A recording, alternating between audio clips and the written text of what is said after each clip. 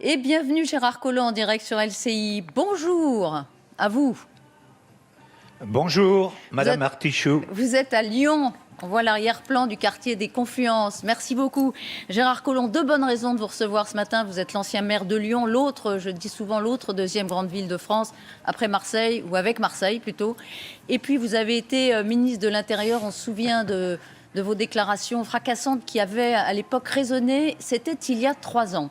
Revenons, si vous voulez bien, Gérard Collomb, sur le discours d'Emmanuel Macron hier à Marseille, au deuxième jour de sa visite. Il vole au secours le président d'une ville en faillite. C'est du favoritisme d'aller à Marseille et de faire ces annonces? Mais d'abord, ce que je constate, c'est que le président de la République était assez en forme, parce qu'avoir résisté à la pluie, à la panne de son, garder une allure totalement décontractée, c'était déjà, du point de vue de la forme, extrêmement bien. Alors pourquoi est-il allé à Marseille ? Évidemment parce qu'on a vu que cet été à Marseille avait été extrêmement meurtrier. Ce qui s'est passé, les règlements de compte, les jeunes qui se font assassiner à la Kalachnikov, à l'arme lourde, c'est évidemment quelque chose d'insupportable. C'est évidemment le problème de Marseille, mais je crois que ce n'est pas que le problème de Marseille. On voit qu'aujourd'hui, dans beaucoup de grandes villes, on a des quartiers qui sont en proie à des luttes extrêmement violentes par rapport au trafic de drogue pour conquérir ou défendre les territoires. Donc il n'y a pas que Marseille, ça c'est important. Ne s'occuper que Marseille, ce serait une erreur de ce point de vue-là. Et Marseille, on sait que depuis longtemps, il y a des violences pour défendre un certain nombre de quartiers. Moi, je crois que le problème peut-être principal de Marseille, c'est cette séparation qui peut exister entre les quartiers nord et puis le reste de la ville. Peut-être plus que dans aucune autre ville. On voit bien qu'aujourd'hui, le président disait Marseille est une ville accueillante. Oui, sauf que ceux qu'on accueille, on les met dans les quartiers nord. Et donc, ce sont les plus pauvres, celles et ceux qui sont originaires de l'immigration. Comment on veut, dans ce cas-là, qu'il y ait un équilibre social qui soit possible? À mon avis, ce n'est pas faisable. Alors justement, Manuel Valls, il y a 2 jours, a fait une déclaration qui a retenu notre attention. Il a dit qu'il faut tout raser et repeupler autrement. Il n'y a pas eu finalement de rénovation urbaine spectaculaire à Marseille. Les quartiers nord, il n'y a pas eu ce type de démolition de tours qu'avait orchestré, vous vous rappelez, Jean-Louis Borloo quand il était ministre à l'époque. D'abord, pourquoi? Et ensuite, il faut tout raser, dit Manuel Valls. Est-ce qu'il a tort? Je ne sais pas s'il faut tout raser, mais en tout cas, il faut restructurer la ville, faire des opérations de rénovation urbaine.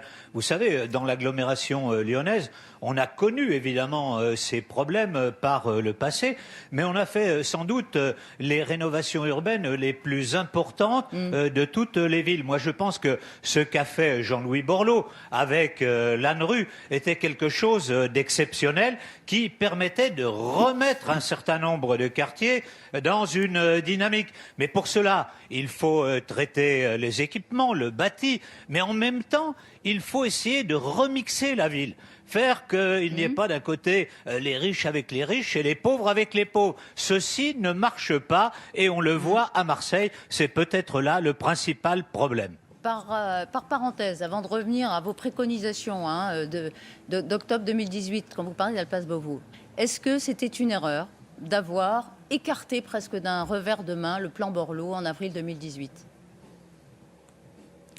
Ah, je le pense, oui. On voit bien aujourd'hui, à la fois dans l'Île-de-France, qui est peut-être un des principaux problèmes. Là, aujourd'hui, on parle de Marseille, mais l'ensemble de la banlieue, le 93, etc., c'est un véritable problème. Et donc, il fallait sans doute faire en sorte qu'avec les maires que Jean-Louis Borloo avait consulté longuement, avec qui il avait élaboré ce plan, soit à l'époque davantage davantage écouté. Moi, j'étais présent le jour où ces maires étaient à l'Élysée autour de Jean-Louis Borloo pour présenter leur plan. Et je pense que, sans doute, à ce moment-là, on a écarté de manière peut-être un peu cavalière les idées qu'il proposait. Et c'est à ce moment-là qu'on aurait pu investir massivement dans ces quartiers. Une occasion manquée, nous dites-vous, ce jour-là, par Emmanuel Macron. Oui, sans doute, oui. Enfin, il vaut mieux tard que jamais, mais voilà. Bon. Si on l'avait fait à l'époque, on aurait davantage avancé. Alors vous, justement, il y a 3 ans, lorsque vous quittez la place Beauvau, vous faites un discours de passation de pouvoir et vous dites ceci. Entre autres, je lis, je suis allé dans tous ces quartiers, des quartiers nord de Marseille, tiens, au Mirail, à Toulouse, à ceux de la couronne parisienne, Corbeil, Aulnay-Sauvran. Et le terme de reconquête républicaine prend là tout son sens, parce qu'aujourd'hui, dans ces quartiers, c'est la loi du plus fort qui s'impose, celle des narcotrafiquants et des islamistes radicaux. Il faut une vision d'ensemble, car on vit côte à côte, et je le dis moi, je crains que demain, on ne vive face à face. Alors ça avait été assez salué. Tiens, Michel Barnier, il y a 2 jours, il était au micro de LCI à votre place. Il vous a cité comme ayant été visionnaire ou en tout cas lucide. C'était il y a 3 ans, Gérard Collomb. On a perdu du temps. Oui. Oui, mais c'était même avant, parce que figurez-vous que cette expression, il se trouve que j'avais travaillé avec Emmanuel Macron lorsqu'il écrivait Révolution, son livre programme. Elle figure dans ce livre parce que déjà à l'époque, comme j'avais l'expérience de ce qui avait pu se passer dans mon agglomération, qu'en discutant avec mes collègues maires de grandes villes, j'avais vu que les mêmes problèmes se posaient. Oui, je pensais que, à force de faire en sorte que les plus pauvres vivent avec les plus pauvres, qu'il y ait une fracture à l'intérieur de nos villes, eh bien, nous allions vers de grandes difficultés. La violence dont vous parlez, qui peut se traduire à la fois par le trafic de drogue, par la délinquance, mais en même temps par l'islamisme radical qui peut également gangréner ces banlieues. On va revenir sur les solutions, mais pour être franc, comme dit le président de la République, vous regrettez de ne pas avoir été écouté ? À l'époque, je pense, oui, que si on avait pris davantage en compte ce que je pouvais dire, ça aurait été quelque chose de mieux. Vous voyez, c'est bien de dire que la France a une vocation universelle, qu'elle doit accueillir, mais si on accueille, il faut accueillir dans de bonnes conditions. Vous voyez, par exemple, quand il y a à peu près 220 000 personnes par an qui arrivent pour un titre de séjour, peu importe les conditions, et que dans le même temps, vous bâtissez par an 80 000 logements sociaux, il ne suffit pas d'être un grand mathématicien pour voir qu'il y a un problème, quoi. Oui, petite parenthèse, puisque vous parlez de l'accueil, il y a des Afghans qui sont arrivés en France. 2600, nous disait Marlène Schiappa hier matin, justement sur LCI. L'erreur, évidemment, ce serait de les mettre dans ces quartiers où sont concentrées déjà des populations en difficulté. Et c'est ce qu'on fait, en fait, de façon répétée depuis des années. Ça serait évidemment une grave erreur que de faire cela. Vous voyez, très souvent, on a détourné le droit d'asile. C'était finalement de l'accueil économique. Ce n'étaient pas des gens qui, dans des pays qui étaient sûrs, avaient besoin d'être hébergés en France. Là, aujourd'hui, pour les Afghans, à condition évidemment qu'on regarde leur parcours personnel, là, ils ont véritablement besoin. Ce qui se passe à Kaboul aujourd'hui, chacun le voit bien, est terrible, avec à la fois ce que vont faire les talibans, même à l'intérieur de l'Afghanistan, ce qu'a fait le I, par exemple, à l'aéroport, et qui risque de se reproduire dans les prochains temps. Oui, ceux-là, ils ont besoin qu'on les accueille, mais il faut leur donner aussi des séjours qui soient dignes. Ne pas mettre les plus pauvres avec les plus pauvres. Parce que de proche en proche, ce sont des quartiers qui se marginalisent. À propos, on va revenir à Marseille. À propos des agents municipaux, mais au-delà du fonctionnement de la ville de Marseille, Emmanuel Macron a dénoncé la dîme prélevée par ceux qui pratiquent ou encouragent l'absentéisme et les grèves. Il a fait la leçon. C'était nécessaire. Alors, j'ai écouté ce qu'il disait sur ce sujet. Ce à quoi il faisait référence, c'est au fait que pour avoir cédé à la pression d'organisations syndicales, et on peut mettre ces mots au singulier, eh bien finalement les services publics fonctionnent mal. Que par exemple, il a pu citer, je crois, le ramassage des poubelles, des déchets, il a pu citer l'hôpital public.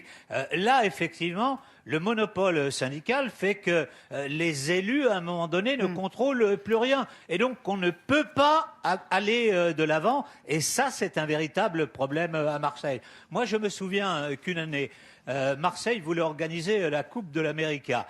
Et donc, j'avais organisé à Lyon, parce qu'il était présent, une réunion entre Monsieur Muselier et puis celui qui était détenteur de la coupe, qui était suisse. Et il avait promis d'aller voir Marseille. Et lorsqu'il est arrivé à Marseille avec son équipe suisse, il y avait 3 semaines qu'il y avait une grève du ramassage des ordures ménagères. Donc évidemment, pour des Suisses, voir ça, c'était terrible. Ils sont tout de suite partis en Espagne, à Valence, et donc ils n'ont pas organisé cette grande coupe. Et ben voilà, ce sont ces types de problèmes qui, à Marseille, posent des difficultés. Ceci étant, Marseille est une ville merveilleuse. Moi, il se trouve qu'avant d'être maire de Lyon, je faisais du voilier et que j'étais souvent à Marseille. Et un jour, il m'est arrivé de dire « Ah, si je n'étais pas maire de Lyon, j'aimerais être maire de Marseille. » Parce que oui, il y a des problèmes, mais en même temps, il y a des potentialités. Encore un mot. Vous avez été ministre de l'Intérieur. En matière de sécurité, Emmanuel Macron annonce un renfort de 300 policiers, 100 déjà déployés, 200 à venir l'année prochaine. Est-ce que c'est pas un peu plus compliqué que ça quand un ministre de l'Intérieur ou un président annonce 300 policiers? Est-ce qu'il y a vraiment 300 hommes et femmes qui viennent en renfort des effectifs déjà en place? Franchement, comment ça se passe? Oui, les policiers annoncés vont venir. Mais la problématique, si vous voulez, c'est les mutations. Ce sont les départs en retraite. Donc, il va y avoir 300 à un instant T. Il faut que ces 300 continuent dans la durée, parce que autrement, vous annoncez des chiffres qui ensuite ne se révèlent pas vrais. Tous les commissaires de police de France savent cette réalité. L'important, c'est de regarder le solde net. Gérard Collomb, vous avez retrouvé le candidat Macron pour lequel vous aviez eu un coup de foudre, là, hier, dans le discours, ou pas? Moi, j'ai trouvé, par exemple, qu'il était excellent sur l'école, même si ses propos vont faire polémique. Par contre, que sur l'emploi, il n'était pas dans la dynamique qui était la sienne, c'est-à-dire la création d'emplois. Ce qui manque à Marseille aujourd'hui, c'est que des entreprises viennent. Il a parlé des industries créatives, ce qui était très bien, mais c'est dans tous les domaines qu'il faut créer des emplois. Or, en ce moment, on en crée beaucoup d'ailleurs. Et donc, cela peut permettre aux jeunes de pouvoir trouver un espoir. Alors, certes, lorsque l'on voit que le trafic de drogue fait qu'un jeune qui fait le guetteur gagne 2400 € par mois, évidemment, ça devient plus facile d'être guetteur que d'avoir un travail dans le bâtiment et les travaux publics, par exemple. Bon. Est-ce que vous souhaitez qu'il soit candidat, pour faire court et clair? Écoutez, en tout cas, ce que j'ai vu, c'est qu'il était candidat. Si personne en doutait encore, je pense que la visite d'hier a pu montrer qu'il était candidat. Est-ce que c'est votre candidat, Gérard Collomb? Vous savez, vous avez vu, je crois, une interview que j'ai faite donc hier à un journal lyonnais, où je disais que j'avais besoin, pour m'engager, de preuves d'amour. Je les attends encore. Vous attendez un signe d'Emmanuel Macron? C'est ce que vous dites? Oui. Oui. Est-ce qu'il a besoin de moi? Je sais qu'à l'époque où il était candidat pour gagner les présidentielles, il a eu beaucoup besoin de moi. A-t-il aujourd'hui besoin de moi? Donc vous attendez un coup de fil, un message, une preuve d'amour. C'est ça. Voilà, si vous le voyez, transmettez-lui le message. De toute façon, ça y est, c'est fait, c'est sur LCI. Quel rôle vous pourriez jouer dans ce cas? Comment est-ce que vous pourriez l'aider, votre Mais si vous voulez, si vous voulez, candidat. moi c'est sur le fond que je peux travailler. Ouais. Vous voyez, je connais les problèmes de sécurité, je connais les problèmes des territoires. Je travaille avec un certain nombre de gens qui essayent de penser la France. Ce week-end, je fais venir à Lyon Jérôme Fourquet, l'archipel français, la France fractionnée. La semaine d'après, je ferai venir Philippe Aghion sur les problèmes économiques. Moi, c'est ce qui me plaît. Essayer de penser l'avenir, avoir une vision de l'avenir, pas se contenter d'une gestion au jour le jour. Vous êtes toujours de gauche. Est-ce que ça veut encore dire quelque chose? Oui. Si vous voulez, je crois que chacun a son histoire personnelle. Moi, je viens d'une famille ouvrière, d'une famille de gauche, et donc je me sens naturellement de gauche. Mais en même temps, je comprends, si vous voulez, qu'un certain nombre de gens qui, par exemple, ont une histoire personnelle avec le général de Gaulle, se classent à droite.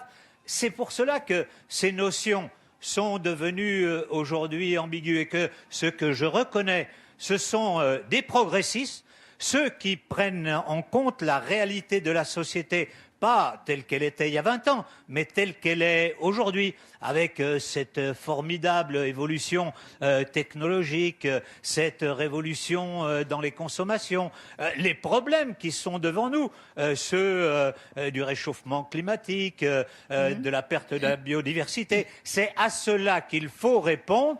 Moi, je pense qu'il faut donner des solutions qui permettent d'avancer.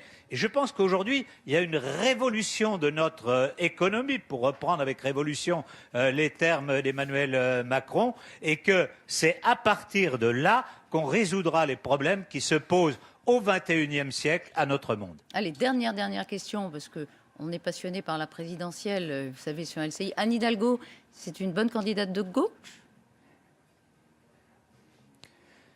Écoutez, moi, vous savez qu'Anne Hidalgo est née à Lyon, qu'elle est née en particulier dans le quartier pour lequel j'ai fait de la rénovation urbaine, la Duchère, qu'ensuite elle est allée dans un autre quartier de ce même arrondissement, et elle me dit toujours, la première fois où j'ai voté pour toi. Elle le regrette peut-être, mais enfin, elle avait voté pour moi à l'époque. Alors oui, c'est une candidate qui a une capacité, mais en même temps, à mon avis, elle va être demain guindée par le programme du Parti socialiste qui, lui, continue à parler comme hier ou avant-hier et donc n'envisage pas le monde tel qu'il sera demain, tel qu'il faut le construire pour demain.